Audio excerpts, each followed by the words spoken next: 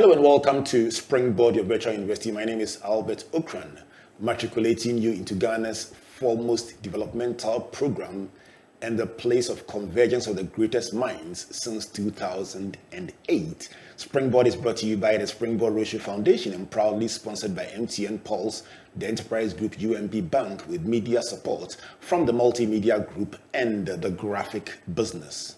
So here we are back with our top 10 series, bringing you resource persons that you love to hear from and finding out the top 10 lessons they would like to share with us.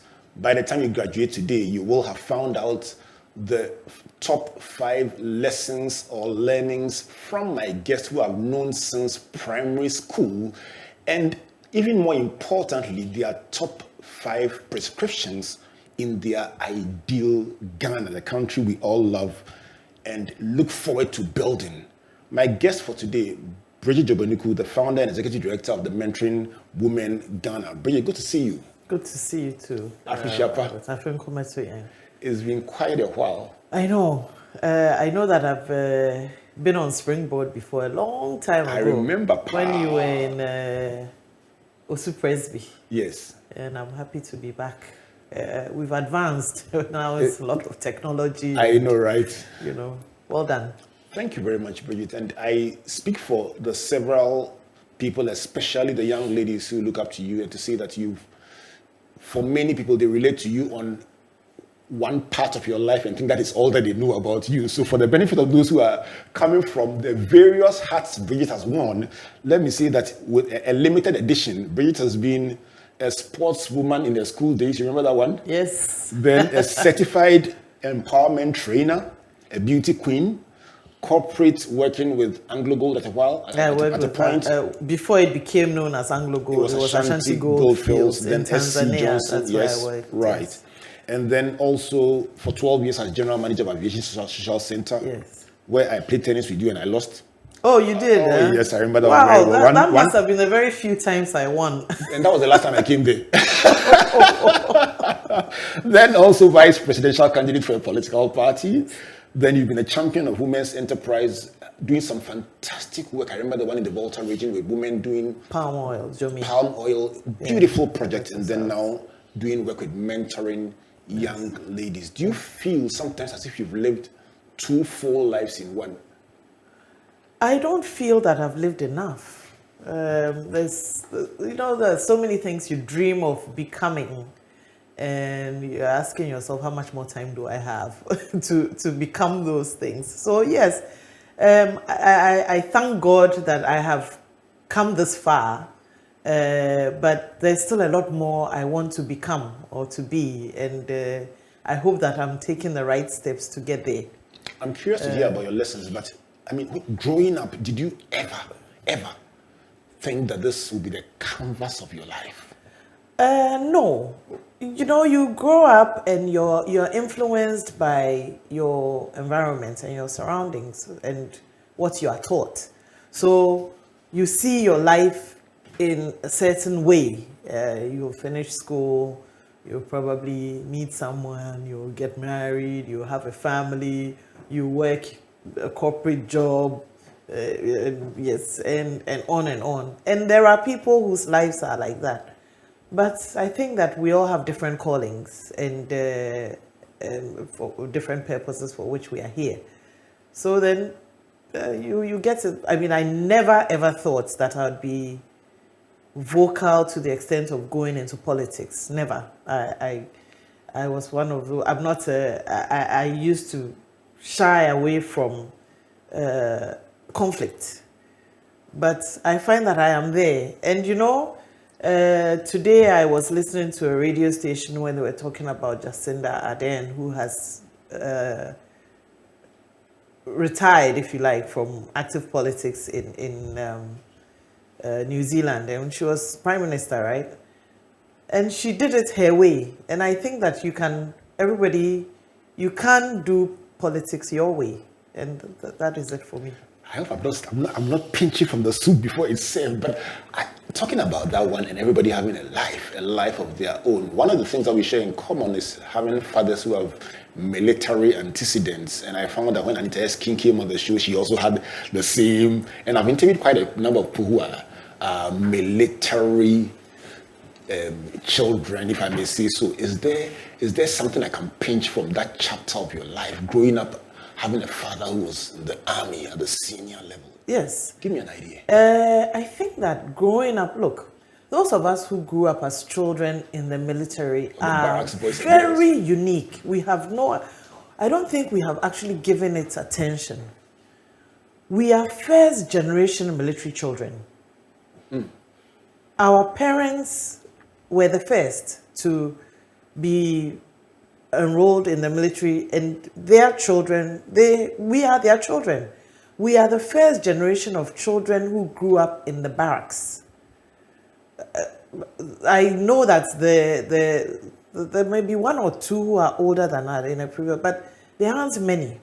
Those of us who went to the military schools, who were taught military discipline through the schools, who were taught to, taught like military children, regimented, if you like. And it wasn't a bad thing, I think that we are uniquely placed to make a difference in this country. And you'll find that you are here.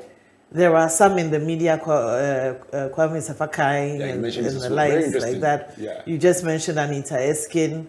There are many of us we have been placed uniquely to make a difference. And we are quiet. We should speak up and talk about our experiences and how we have been placed to make a difference in this country. I'll tell you what, Malcolm Gladwell formed a habit of looking for hitherto unnoticed patterns and then joining them like a thread to draw conclusions. And it's a habit I'm beginning to develop of just observing and seeing there seems to be some commonality in this space, and then finding out the reasons and then beginning. So it's just something that came up, and I thought I would mention it to you. But it's not for nothing that we found ourselves there, and we should actually sit back and think and say, why me? And what am I supposed to do with that upbringing and experience of that life? Right. So maybe that will be another conversation. But today's about the top 10. Let's start with the biggest five, or the big 5 lessons. They can't be the biggest, but 5 big lessons from your life that you would like to put on the plate as a mentoring gift for anyone watching you and saying, can I learn from you, from your mistakes, from your successes, from your learnings? So let's do it this way. I mean, you may give us the lines, and then after that we can break it down with what made you pick that one as a lesson. So values, principles, lessons. The values. Recently I was on this viral video because I went and opened my big mouth and talked about values that we lack. Maybe I should talk about values that we must have, because I try to stay in the positive. Right. So the first one, of course, I've already spoken about, is discipline. Okay. There is still a need for a lot of discipline in our country. I'll start with your personal values, and then I'll come to your ideal Ghana. So let me start with it. So you say discipline is number one. My discipline is one of my values. Right. And I said earlier that we must think why we were placed in certain places. I grew up in a military barracks, and I was taught discipline. And I went to Wesley Girls High School. Discipline was enforced. And discipline, in fact, is not that punitive thing we think about. I think when we talk about discipline, people think, you're trying to sit on my happiness, or you're trying to punish me. Discipline actually helps you live your life methodically. It takes discipline. For example, if you go and see your doctor and your doctor says you need to put yourself on a diet, or you need to exercise, it takes a certain discipline to say, I will wake up at 5:30, I will go for my walk, I will eat so much and not all these things, so that it takes discipline. And that is discipline. It takes discipline to say, I will stop at the traffic lights when it turns red. It takes discipline, and it's not punitive. It's not sitting on your happiness. I like that part where you say it's not punitive. Yes. Do you feel I think we you see discipline as punitive. And the moment we see it as punitive, we resist it. So for me, the first value is discipline. I like it. The second one for me is humility. It is easy, especially amongst us here in Ghana, for people to say, oh, yeah, so you're a big woman, you're a big man, and it gets to your head. One of the lessons I took from growing up in the barracks and being my father's child is humility. He spoke about it a lot, but I suppose in my old age, that is when I've come to appreciate humility. My father retired a general, or was retired a general, if you like. I say to our peers that growing up in the barracks, we had a privileged life. We did not know what was outside of the barracks. We are the ones who had department stores in the barracks. We had our schools in the barracks. We had banks in the barracks. We had our churches in the barracks. We had a cinema in the barracks. We had access to the mess, which served soft drinks and entertainment and all that. We grew up as privileged children, although we don't realize it. Now, it takes a certain humility not to be cocky. My father, like I said, retired a general. So you moved into a house where there was everything, furniture, a fridge, crockery, down to even the napkins you use. But you had people who served you. You had what they call the batman. Yeah, batman. And on occasion you had the cook. You could get very spoiled. But my father taught us, each of those people in that house, we called uncle, or we called them by their rank. And they were not your cooks. They were not your batmen. In fact, Papa, my father, would not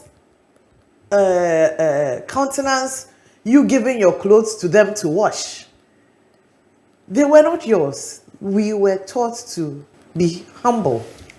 Is it a temptation that you think, especially, if I may say so, people who have made it face, or children who have, of parents who have prospered relatively, face, that detachment from those household chores and those things that are an integral part of our growing up story? Do you think that it's... Yes, you may face it. I mean, you may choose not to let your children do that, but you must teach them to respect those who are doing it for them. The nanny, the house help, the cleaner, and whoever else is in the house. You must teach them to be humble and to appreciate those people who are there to help them or to serve them. Right. You know? So that's the second one, humility. So first, discipline. Second one, humility. Yes. Let's go to your third one. My third one would be honesty. Honesty. It takes a certain courage to be honest. But that also was something my father taught me. And then it was topped up at Wesley Girls High School. Speak true. Speak true. It takes a certain courage, like I said. You must be very courageous to be honest. And most times, we are not honest because we are afraid of what people will say. But if you are speaking your truth, and you are even able to say, I am afraid, and therefore, this is what I will say, it's good. Do you think that we are, as a people, we are too concerned about how people see us? Perceived. And what people say about us? Yes, you see, we would like to fit in. Right. And because we like to fit in, we want to belong to a church, we want to belong to a political party, we belong to a certain family. We are afraid sometimes to offend by our truth. But like I said, it takes a certain courage. And you are actually proud of yourself if you're able to stand by your truth and say, this is my truth. Yes, I did this wrong, and yes, I did that wrong. But I am growing and learning, and therefore, this is my truth. So you're saying that we should not be afraid to be vulnerable? Indeed. So I think, you, for instance, as I used Jacinda Ardern's, she said it. She said, I can't take it. I don't have any more fuel in me to carry this thing forward. Vulnerability. And vulnerability is actually strength. So I'm learning every day. Yes. So let me ask you, I mean, if in your parenting journey, in your mentoring journey with the young, especially the young ladies, would you, for instance, gather a group of young ladies and tell them not just about the highs, but also the lows of your life? I have. I've been doing mentoring. Mentoring Women was established in 2009. And each year I tell them. Where you failed? I won't call it failure. I call it learning and growth. Okay, so the language is important. Yes. I think positivity. You know, you must always look on the other side, the positive side of it. It's learning and growth. I think it's on my WhatsApp profile that I have that pick yourself up, dust yourself off, and start all over again. I think it's a Nat King Cole song. It's a Sinatra song. Nothing is impossible, if you please. When I find myself on the ground, I pick myself up, dust myself off, and start all over again. It's learning and growth. So yes, you make certain choices. It didn't turn out the way it was supposed to be. Sometimes you make certain choices that it's hurtful to someone. Ultimately, your choices, if they are hurtful to someone, are not good choices. But you make them. And then from those choices, you learn and you grow. You know, I'm staying on this point for a while.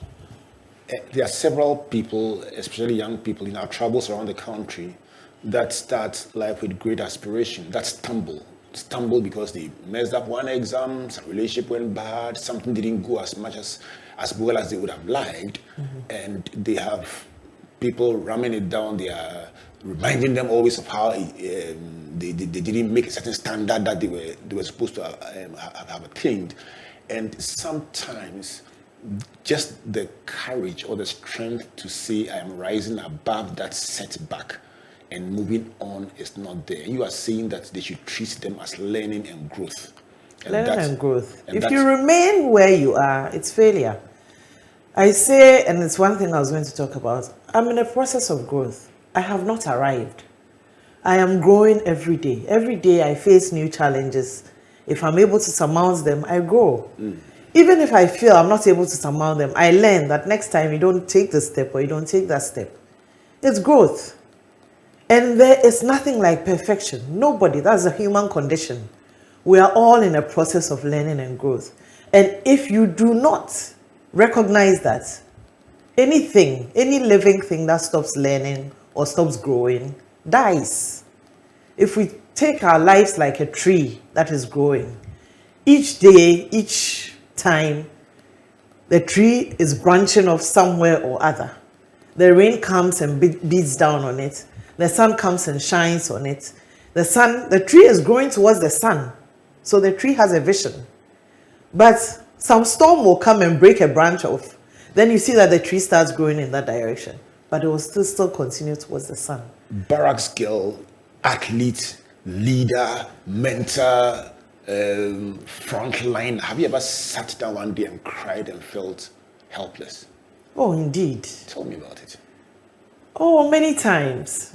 Like you said, a relationship that didn't work out. My mother died. My father died. My very good friend died. And then you realize, I don't have as many friends I thought I had.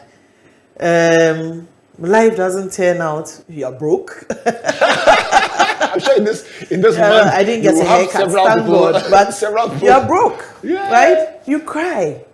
But I have God. Amen. Yes, I have got. I'm a Christian. I went to Wesley Girls High School. When I was in the barracks, I went to the Methodist Presby Church. I am a proud Christian. I defend Christianity with a passion.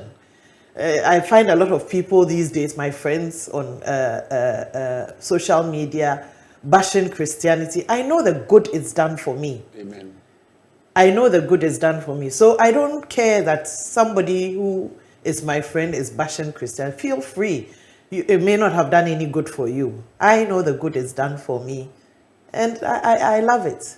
So at the end of the day, God comes through for me. So even in the moments when it's dark, you kind of know that somehow it'll work out. You know, when it's dark, my one prayer is, you know what, God, whatever the lesson is, please let me learn it quickly and let's go on. Because this is too hard. Wow, I like that. I like that. So that is it. This is Springboard University, and as is my custom, after I learned the lessons for a while, I detour a bit into the life of my guest and find out those parts that people don't often talk about. And she says there are times when she's cried and felt helpless, lost a loved one, relationship didn't work, parent died, and a friend died, and she looked and said, wow. But even in those moments, in those times, one thing that kept her going, she knew God will come through. 3 big lessons so far, if I haven't missed any. First, discipline, Brigitte. Second, humility. Third one, honesty. You were sharing something about growth, but I hope I didn't jump the gun. What would be your number 4? Number 4 would be love and compassion. Love and compassion. I think I touched on it a little bit. That whatever you're doing, if it is hurtful to someone else, be careful. We say we are Christians, but we're very judgmental. As long as the person isn't doing it along my lines, they are wrong and they are sinful and, and all that. Sometimes we must look at it from the angle of the person or put ourselves in that person's shoes and say, if I had that experience, if I had that childhood, if I had the same environment with that person, might I not have been like them? And if you are able to relate to that person like that, then you are a bit more compassionate, a bit more loving. You are able to treat the people with a bit more care. This morning, for example, I was driving out and I was with my sister's son, adopted son, Kwabna. He was in the car with me. And we saw a mentally unhealthy young man on the streets, not covered very well. But he was having his breakfast, his cocoa, and I was saying to Kwabna, when I see them, I wonder where their mother is. And Kwabna quickly pulled me into reality. He said, Ma, sometimes these boys, they don't come from here. They came from the community or a village somewhere with the intention to come and make life in Accra. And then they lost it. And the mother doesn't know where he is. She thinks he's in Accra making a living, and this is him. And he pulled me back immediately because that was judgmental. That was to say, which mother would leave their child like this? But he pulled me back to reality. And immediately, I wonder how I would feel being that mother. Right. And we must always compassionately put ourselves into that person's shoes and not judge. I'll give you even credit for the fact that you paused to think about the person as a person who had a mother. Let's be real. Many times we see them almost like statistics. Another mad person. That's human. No. On the contrary, it is a man who brought your attention to the empathy. But so it is not. To think that it's a woman. I'll tell you what. Ever since I had my son, I have seen them as someone with a mother. I don't know. It just came to me. Ever since I had a child, I started to see other people as somebody else's child. Right. And therefore, it's a question I would always ask. I wonder where his mother is and how she feels, you know. And today, Kwabna gave me another perspective. Beautiful. We grow and we learn. Oh, be number 5. I think I'll talk about self-responsibility. Right. We are all responsible for our lives. The day I moved out of my father's house and probably went to University of Ghana, that was the end. I cannot continue to blame my parents for what they did or did not do to me or for me. Nor can I blame, if I had one, a spouse or blame anybody. My life is in my hands. And if I go wrong, it is what I did, not what someone did to me. And if I go right, of course, I take the credit for that as well. When I teach my empowerment workshops, you find that a lot of the women who come there come with relationship issues. And we are always ready to blame the other person, but we never take responsibility. Taking responsibility, there's a Nigerian proverb I hear that nobody can give you a haircut in your absence. The word haircut has become very famous in these days. This one is a real haircut, not a financial one. Right. Nobody can give you a haircut in your absence. Right. So whatever someone does to you, you have placed yourself in that position for the person to do what they did to you. You have made the person actually think and believe that it is okay for them to do whatever they did to you.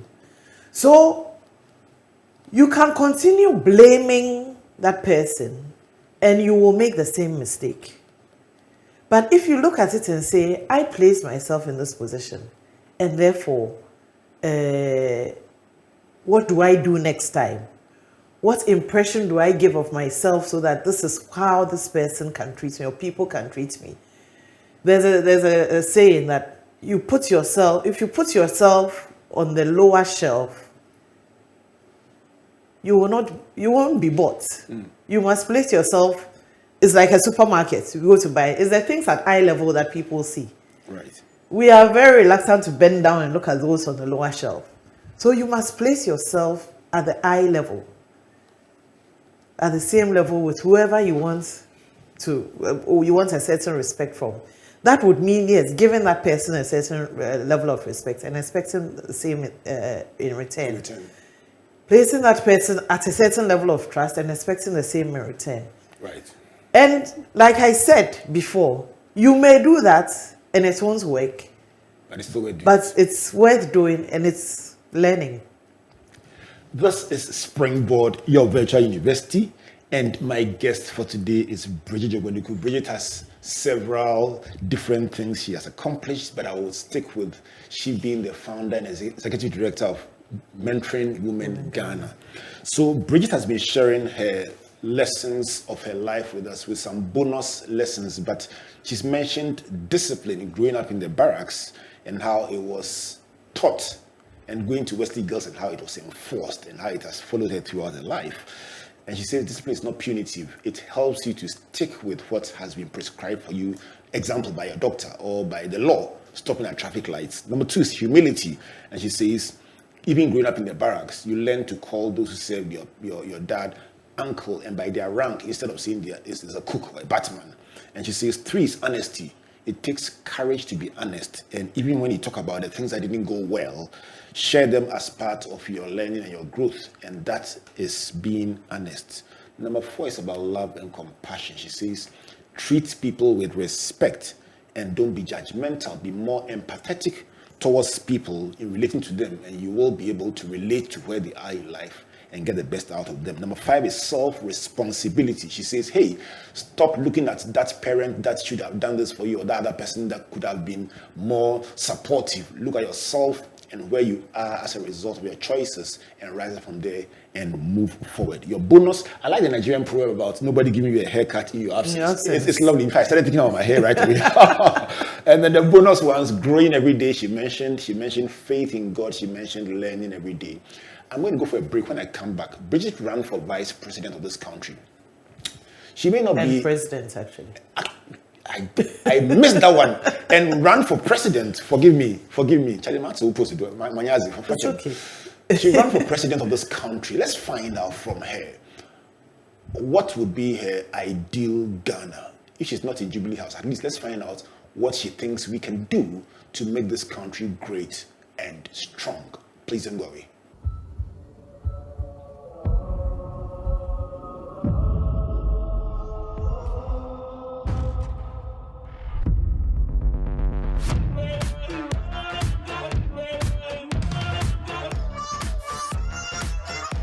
Some of that, some of this, some of that. Give me some of that, some of this, some of that.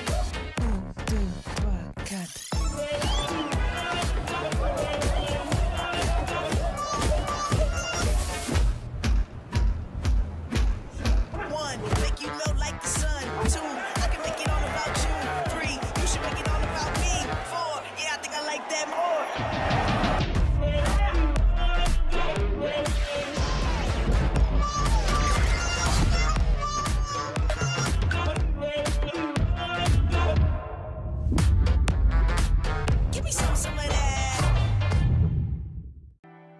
There once was a man who had it all.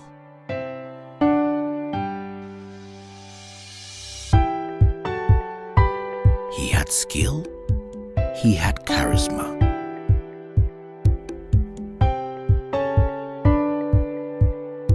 He was loved by all, but above all, he knew the importance of helping others, lifting others up.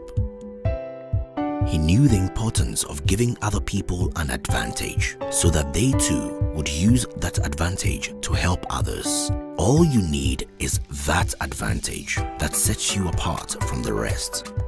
And when you discover that advantage, life's challenges don't seem so daunting anymore. That's where we come in. Enterprise, your advantage. Welcome back to Springboard, a virtual university brought to you by the Springboard Roadshow Foundation and proudly sponsored by MTN Pulse, the Enterprise Group, UMB Bank, with our media partners, the Multimedia Group and the Graphic Business. My guest for today, Brigitte Dzogbenuku, helping us to unpack the lessons of her life so far. And we've gotten discipline, humility, honesty, love and compassion as number 4, and self-responsibility as number 5. In the rest of the program, we'd like to find out from someone who sought the highest office of the land as president what her prescriptions will be for the ideal Ghana.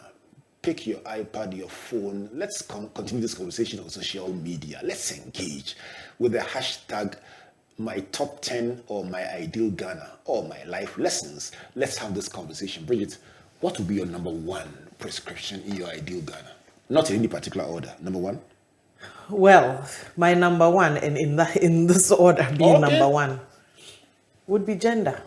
Okay. And women, especially women. We women in Ghana are more than half the population. But even more so, we contribute more than half to the economy of Ghana.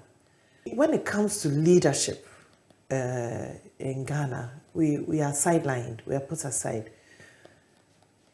There's a saying that, when you allow women into leadership, we are not coming to take power away from men.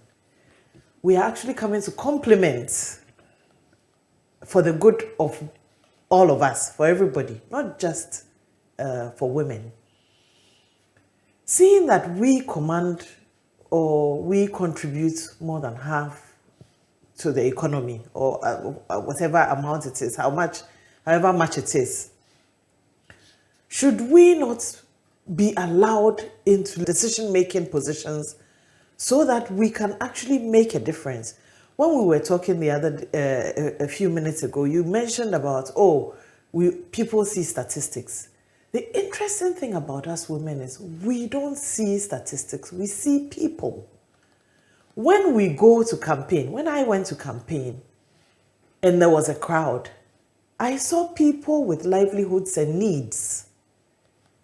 And that is the honest truth. You see people and you ask them, what is it you need? What is it you do here? What do you grow here? What is your, what do you live by? What do you cultivate here? Honestly, wherever I went, that was the question I asked because I was interested. That is why I do what I do with my women in Ve and Afadjato South District. They produce palm oil. They produce a very superior grade of jomi. You can ask anybody who buys my jomi. Why should their product remain in Afadjato South and not have a name? It wasn't for profit. It was initially a social thing. They had a good product. So you're saying that being a woman helps you to see things differently and to approach problem solving differently. We see things differently and it's complementary. We, the women, must also step up and be heard and make inroads into leadership positions, whether at the local level, whether at the legislature, and even in the executive, you know. So let me ask you a question, Yes. and I ask this with all. I want to learn. I sit in this chair and I always want to learn. Sure. So help me to appreciate how to go around. We found ways to do this, but this is one part of our program that doesn't get seen. That until recently, even getting a lady or female leaders who are doing well to step up and speak on this broadcast or on the other platforms that we create. In designing them, we always ensure, and you can check our posters, we ensure that what is within our power, we create equity, we create 50-50. There are programs we've had that have 60-40 women speakers. But there are times when, several times I must say, that you will invite somebody you think is doing great stuff, and the person will politely say, oh, they wouldn't do it. Okay, next year you go again, they wouldn't do it again. Someone will say, me, I don't like it, I feel shy. And I'm saying that we found ways to go around it, but I'm just saying that while we look at the call to create platforms and create opportunity, I'm glad you also are talking about stepping up, because it balances the call. If not, even the platform can be created, and getting candidates to step up and put themselves forward will be difficult. What do you think? Yes, it takes courage. People see me and say, hey, you are brave. Yeah, so it's not that I'm brave. I face the fears too. It's not, Wasn't rough on the campaign? In certain places, but generally, you are accepted. You see, you are a woman, and you have to face men, and you have to deal with men, even within your party. It's a constant battle for them to see, I won't do it like you. I won't go on a radio program and boom, or gets into a combative scenario with a radio presenter or a TV presenter, which is often the case. The presenters, and I was saying at this gender forum that we need more women in the media on the political programs, because most times as a woman, when you go, it's almost as if we are ready to face you and to put you down and to intimidate you. And some of them are very nice and calming and welcoming. Some of them are just there to actually, show you up. So it takes a certain courage. It takes a certain wisdom, if you like to say, I'm going to diffuse this. But you must always step up, step into the fear. Okay, so number one is gender, especially women. And you say it is in the order in which you want it. What would all be number two? That was the number one. Yes. Okay, the others may not be in that order. So the second one would be our spirituality, actually. We are getting bashed, especially those of us who are Christians, for all kinds of things. And what we don't realize is that there are other spiritual sciences, if you like. We Christians are being bashed because some of us are not practicing Christianity in spirit and in truth. and people feel deceived. And that has come to the fore. I mean, recently, if I should use an example, in this building of the cathedral, for example. And this is when we must take a step back and say, are we actually practicing our religion in spirit and in truth? Because we've made it a very big thing. It's a big thing for this country. And since we are talking about where this country should be going, we must do it in spirit and in truth, not for the showcase, not for people to think that, oh, he goes by the name Christian. And you know, we may be Christian, but we are not perfect. We are all striving to a certain level of spirituality, if you want me to use a certain level of sanctification. And therefore, we may fall, we may stumble, but it must be in truth. And it goes back to my point about honesty. Okay. So you are saying that... And whether we are Christians, whether we are Muslims, whether we are Hindu, whatever spiritual science you choose to practice or what religion you choose to practice, is in love and it should be in truth. So you're saying you want to see a bit more of honesty and a bit more of truth and a bit more of love in the practice of our faith. Yes. Okay, what will be number 3? Number 3 will be our education. What about it? Let's stop qualifying people and educate people. We seem to want to qualify people, and in that video that went viral, we seem to celebrate qualification without education. So we have qualified people without values. We are rushing people through our education system and politicizing it. So we say in our time, so many children went through high school, so many children went to university. But what is the value? What values are we giving them, and what is the value of that education we are giving them? So let's stop trying to politicize for political expediency a certain education system that is not educating our children at all. It's almost like an assembly line where we are rolling them off and saying, okay, we've educated this number of people, when in fact we have not. The quality is poor. And they are just qualified. They have SSC, and yet deep down inside, there's very little exposure. There are very few values with which we've educated them. When we were in school, we were not only being taught to pass our O level. Yes, Wesley girls, we wanted so many distinctions at O level and so many A's at A level, but there were still the values. There were still the, cleanliness, discipline, commitment, visioning. There were all these values that we were taught. And therefore, our education requires more than that. And it must start from the basic. We must start from the basic. I mean, our basic education right now, if you listen to the statistics and you listen to the amount of money that is being voted, even if it's being paid to it, the FQ, is poor. So we are just passing the children through the classrooms, and at the end of the day, we say, yes, so many passed. Let's stop qualifying people and really educate them.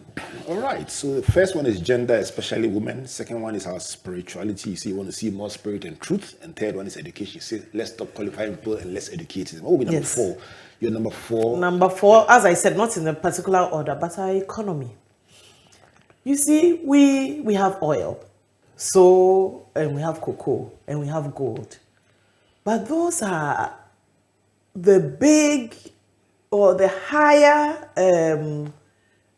elements that contribute to our economy. And because we keep it, again, at statistics level, our economy is not actually considerate of the people and their livelihoods.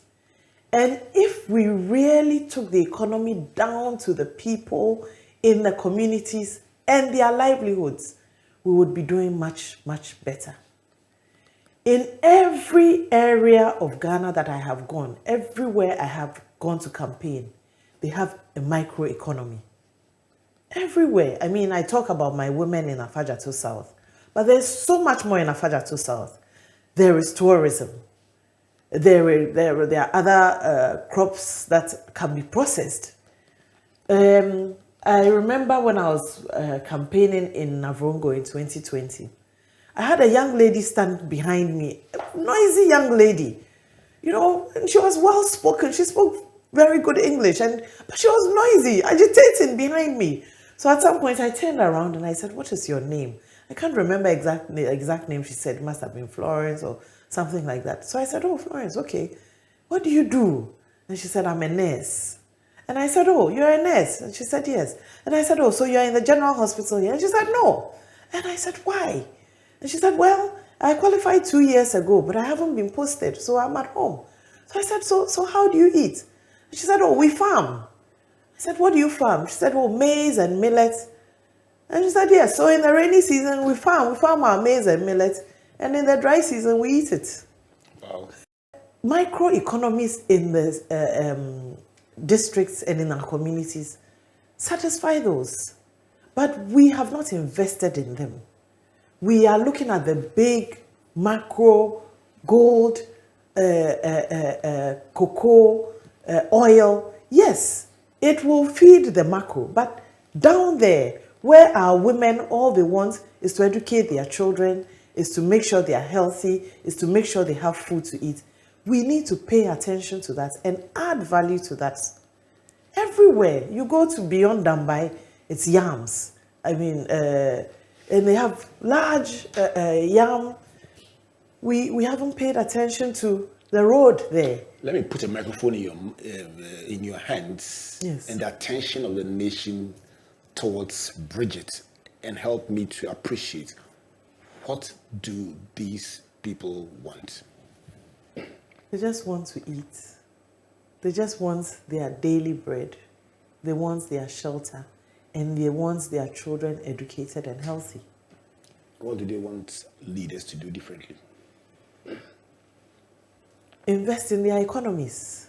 Invest in their small economies. Look, that idea of one district, one factory, it's a very good idea. But the implementation of it, okay. Why don't we have yam crisps?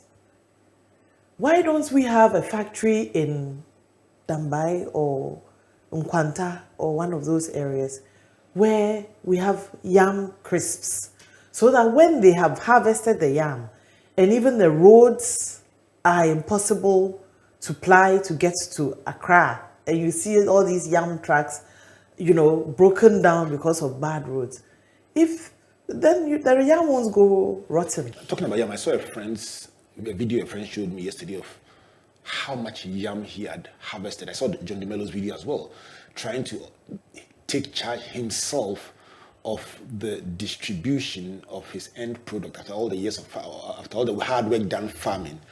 And I'm thinking of the yam chips. But why can't we process someone them? would argue that is the exact reason why the districts are being created in the factories to process the yam that you mentioned. You see, before the districts, but are they being created? Someone will say it's being rolled out in phases. It's been politicized. Open it up. Open it up and allow other people. Open it up so that my women in Afadjato South can have a factory to package their palm oil. So I don't have to carry it from 4 hours, 5 hours to Accra to package. Will an outgrower system not take care of that, since they don't have the capital to invest in the factory? Will a partnership outgrower arrangement not take care of that? A partnership outgrower. Catherine Krobwe-Duse, who was telling me about her vegetables and the demand she has for processing that goes way beyond what she herself can grow. Mm-hmm. And she was showing me how she has a large number of farmers who she helps them with the inputs and the little capital, and then helps them to plant so it can feed her factory for processing. And I'm saying that will something like that not work? It will work. I mean, they are not mutually exclusive. Right. But she is able to help them with a little capital because Catherine has been in Eden Tree and all that for a long time. Yeah. There are other people. My business is not that big. It's growing. You are giving them the market, which is a very big part of the I'm giving them the market, and there's potential for exports and all that. We've actually done one export before. To deal with the sanitation issue in this country, let's have intercity, interdistrict, inter-region competitions on the cleanest.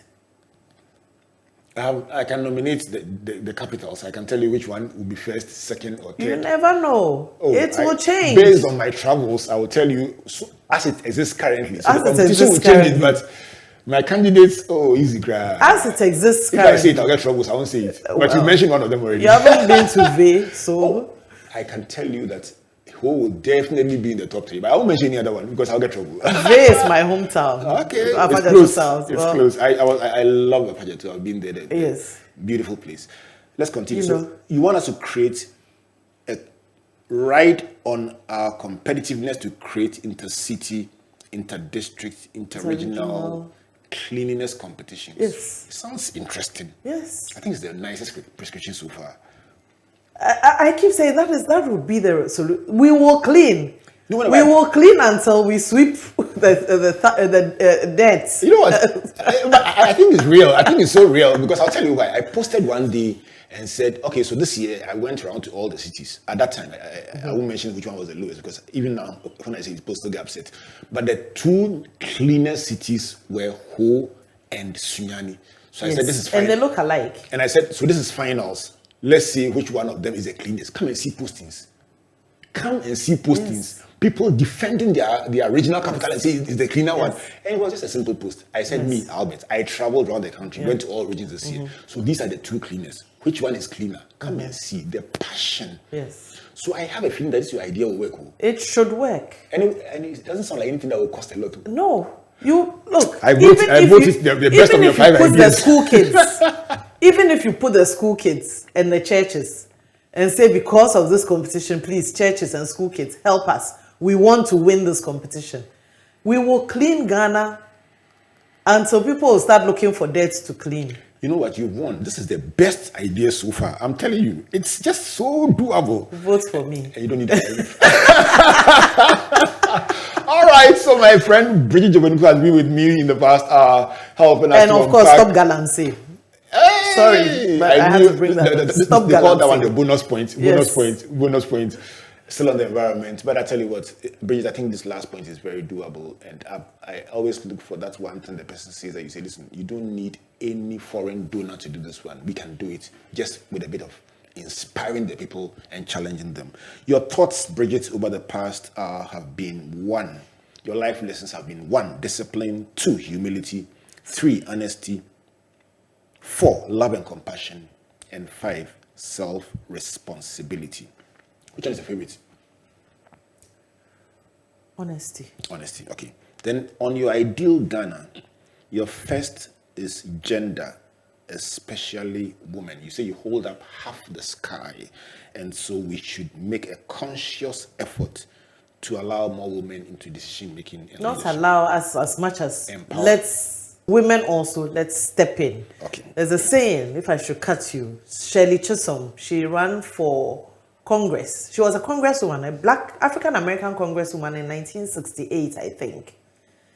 She said, if they don't give you a chair at the table, bring your own folding chair. Right. So when they have those community meetings and they don't call you the women, please Pick your chair and take go. your plastic chair. The second What one is is for about adding cry? the second one is about spirituality, and you're seeing that while we may get bashed, we should look at ourselves and live more in spirit and truth. Those were your words.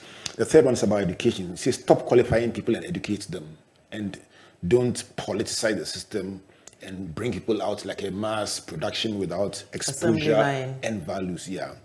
The fourth is about economy, and you talked a lot about your travels around the country and what people are doing at the community level and how that can be empowered to help them live better lives.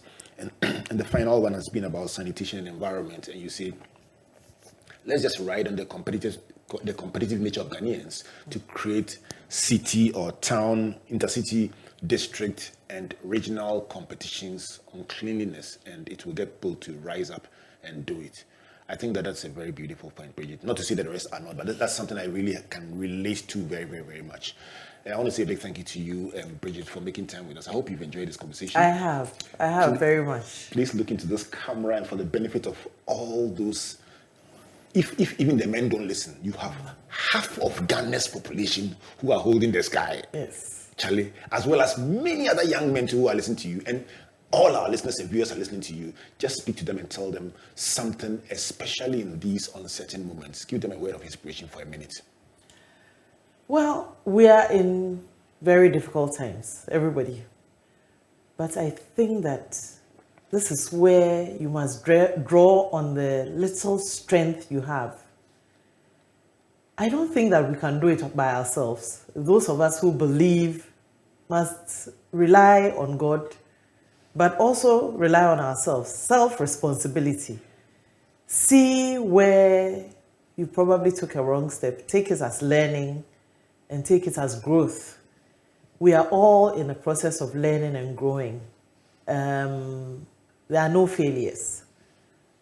The day you stop learning and growing is the day you start dying. And I don't think any of us is ready to start dying now. So let's continue to learn and grow. We are not perfect. We're growing. We are learning and we are growing, and this is the word from Brigitte Dzogbenuku for you for this very interesting year. I would like to say a big thank you to you, Brigitte, for making time to join us. And I'm sure that when we come together once again, we can explore a bit more of not just your principles and values, but also your experiences. Wow. Especially the ones in the towns and villages. I love to hear them. I love traveling, and I think that tourism is one thing that we should give our attention to in this country, because you're right about what you said about what we take for granted being big tourism attractions in other countries that people are paying money for. And probably going forward, one of the big conversations we must have is about repackaging the whole framework on which we live our lives, because a lot of what we have can be monetized as a nation to change our situation. So thank you. Thank you too. Right, this has been Springboard, your virtual university, once again having our top 10 discussion. Let's continue this debate on social media. Which of these prescriptions is your favorite? I've made my stand very clear that the one on sanitation and environment is too doable without anybody's help. Which one do you like? Let's find out which one is yours, and let's have this conversation about building a great nation and a strong nation. My name is Albert Ocran, saying thank you on behalf of the Springboard Roadshow Foundation and our sponsors, MTN Pulse, the Enterprise Group, UMB Bank, and our media partners, the Multimedia Group, and the graphic business. In the meantime, God bless you, and God bless you.